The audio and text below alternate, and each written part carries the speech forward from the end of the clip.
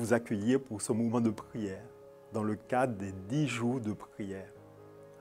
Notre moment et notre réflexion biblique aujourd'hui s'intitule « Le rythme de votre vie ». Lorsque l'arche de l'Alliance a été établie définitivement à Jérusalem, le roi David a dû réorganiser le système parce que les Lévites n'avaient plus à charge de porter ni l'arche, ni les ustensiles qui l'accompagnaient. Ils étaient donc libérés de cette charge et ils ont eu d'autres fonctions à occuper. Et lorsqu'ils ont commencé justement à vivre ces nouvelles fonctions, on nous dit dans 1 Chronique 23, verset 30, ils avaient à se présenter chaque matin et chaque soir devant l'Éternel afin de le louer. Le rythme de votre vie. Est-ce que nous avons un tel rythme dans notre vie? En effet, chaque matin et chaque soir, c'était leur habitude d'aller devant l'Éternel. Avant de vaquer à leurs occupations de la journée, avant de s'occuper des affaires de Dieu dans le temple, ils passaient du temps avec Dieu. Cette idée de prière du matin et du soir était une idée de Dieu, pas une idée de l'homme. C'est Dieu qui avait demandé à ce qu'il y ait ces temps de prière, ces temps de sacrifice, ces temps en son honneur pour qu'il y ait une communion, d'ailleurs mentionnée dans la Bible comme appelée une sainte communion avec Dieu. Dans la vie de tous les jours, nous aussi nous sommes appelés à passer du temps avec Dieu. Mais est-ce que nous le faisons? Est-ce que nos journées sont rythmées par ces moments avec Dieu, ces moments de communion, du matin et du soir? Ces habitudes-là ont souvent été perdues dans les églises, dans les familles, parce que, avec les habitudes de la vie de tous les jours, on a pris des distances dans notre relation avec Dieu.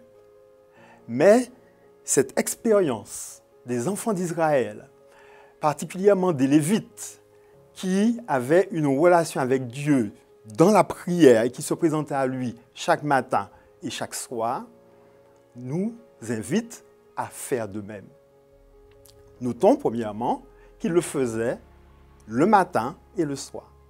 Ensuite, qu'ils le faisaient tous les matins, tous les soirs. Et ainsi, ils le faisaient pourquoi? Ils le faisaient pour louer et célébrer Dieu.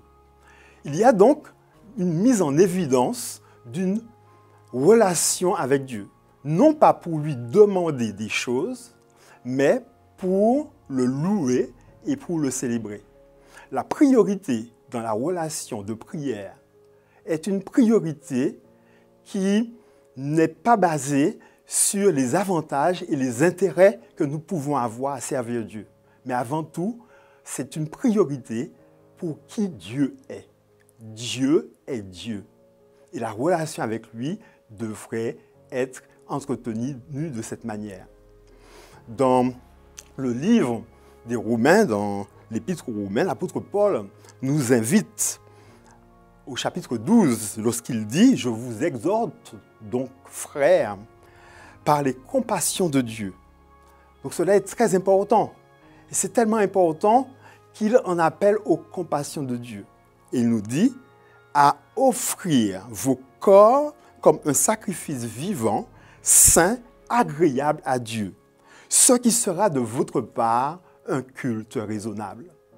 Le fait d'avoir une relation avec Dieu qui est quotidienne, au lieu où nous nous offrons à Dieu, puisqu'il est question d'ailleurs de retour à l'autel.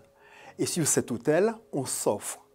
L'apôtre Paul vous invite, nous invite à nous offrir en sacrifice vivant à Dieu. Et le Christ, de son côté, nous dit « Sans moi, vous ne pouvez rien faire. Il dit à ses disciples, si quelqu'un demeure en moi et que moi je demeure en lui, il dira encore, si vous demeurez en moi et que mes paroles demeurent en vous, vous pouvez demander ce que vous voulez et cela vous sera accordé. Lorsque la relation, la communion avec Dieu est vivante, qu'elle est systématique, que nous sommes en Christ parce que nous croyons en lui et que lui, il est en nous parce que par ses paroles, il habite en nous, lorsque nous prions et que nous avons cette habitude de le louer, de l'exalter, nous pouvons lui demander ce que nous voulons et il nous le donne. Lorsque la priorité dans la prière n'est pas avant tout de demander, mais de louer Dieu, on peut lui demander ce que l'on veut, il nous le donne. Nous avons peut-être perdu cette habitude de relation avec Dieu, de relation quotidienne, parce que nous avons peut-être d'autres priorités. Mais nous sommes invités aujourd'hui à renouer avec Dieu, à renouer avec cette habitude, l'habitude de nous réunir avec lui le matin et le soir, en relation individuelle, en relation familiale, en relation de groupe, s'il y a lieu, pour louer et célébrer l'Éternel. Je vous invite donc à prier avec moi dans ce sens, pour demander au Seigneur de nous aider à vivre une autre dimension de notre relation avec lui. Une relation qui est basée sur ce qu'il est, une relation qui est basée sur une persévérance et sur une continuité dans la relation avec lui. Prions ensemble. Éternel, notre Dieu, c'est au nom du Christ que nous invoquons ton nom, te demandant de nous aider à vivre une relation avec toi, une relation durable, une relation pertinente, une relation quotidienne, matin et soir. Donne-nous de commencer nos journées avec toi et de les terminer avec toi, de te donner la première place et la dernière place.